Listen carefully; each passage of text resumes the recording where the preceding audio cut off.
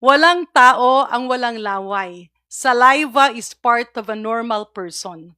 At kapag medyo nadidehydrate ka, or ikaw ay umiinom ng maintenance medications, kaakibat nito ay talagang medyo nagkakaroon ng dryness.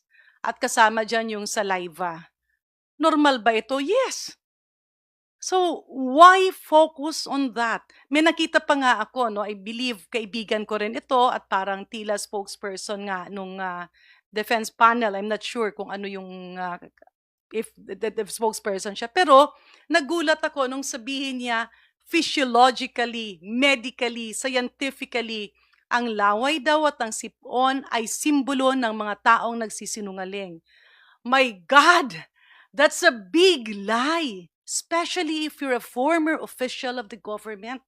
Hindi kasi pwedeng nililito natin. Ang sipon ay isang viral infection na nangyayari sa ating lahat. At hindi natin dapat kutsain ang isang taong sinisipon, lalo't lalo na kapag siya'y nagtatrabaho. Hindi rin natin pwedeng i-focus sa laway o kung ano man yan, kasi ang tanong doon, tama ba ang sinasabi nila? Nagsisinungaling ba yung ating mga abogado at yung ating mga prosecutors? Ginagawa ba nila ang kanilang tungkulin?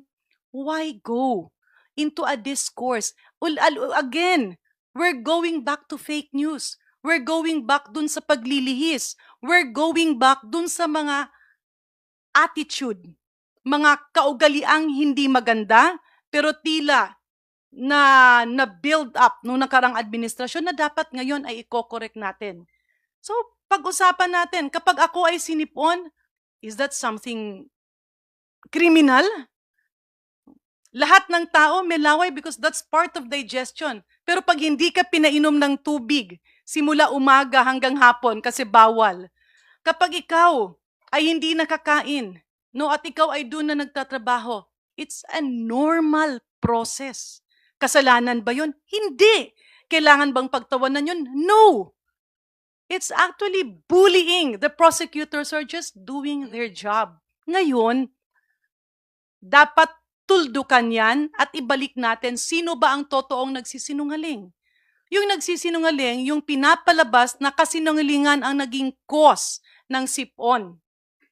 Never in the history of the medical community has colds or sipon been a cause of lying. Kaya ibalik natin.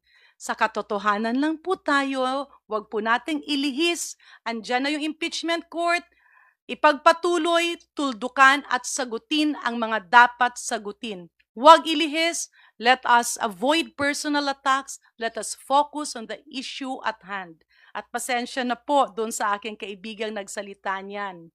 It is an insult to us doctors to say that sipon and having saliva are symptoms of lying.